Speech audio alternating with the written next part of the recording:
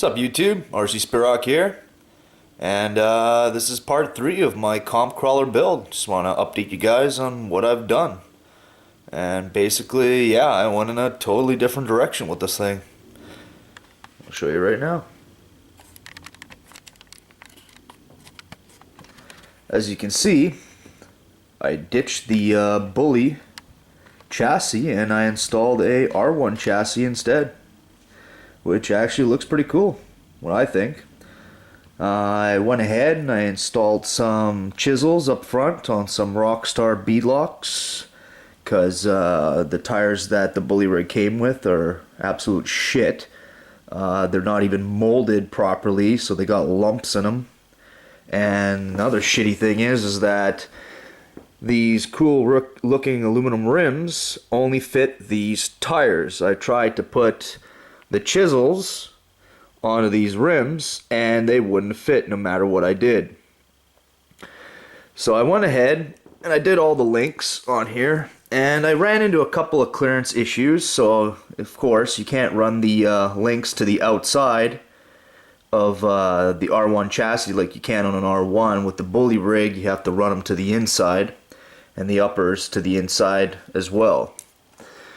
Now with the front, I had enough room so that I can mount the upper links, as you can see here. I guess it's a little hard to see, but let's go like this.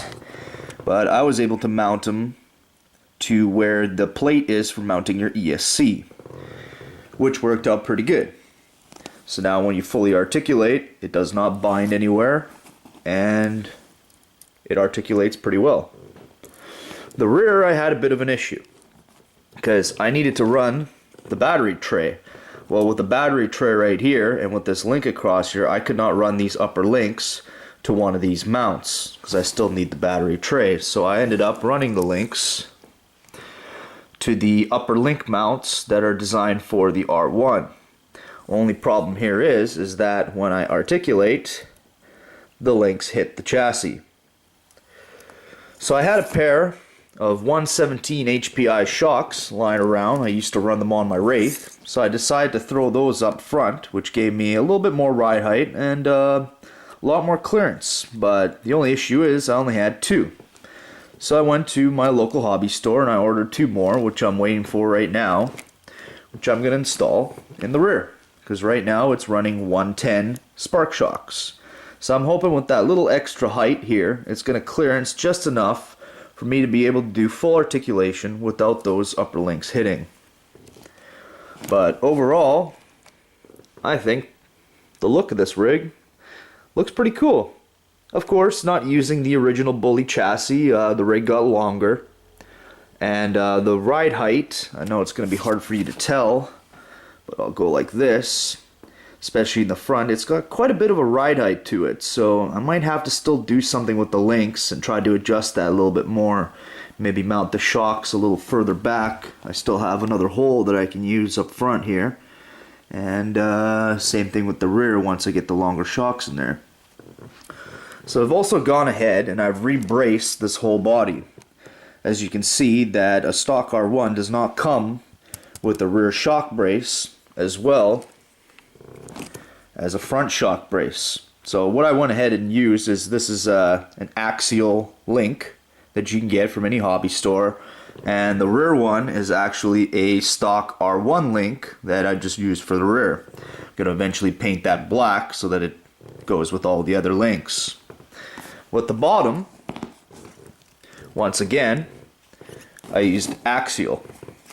Get this wire out of the way for you guys so you can see a little bit better. But once again, for the bottom ones, I used axial links. I believe these are 35mm with a 6mm spacer and a little smaller spacer next to it as well.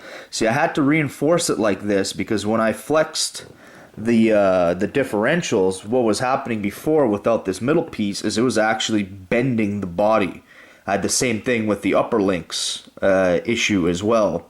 Not in the rear because they're mounted so close, but in the front because they're mounted out a little bit. Or, sorry, I should say in the front I didn't have the issue, but in the rear because they're mounted out a little bit, is where it actually will flex the whole body.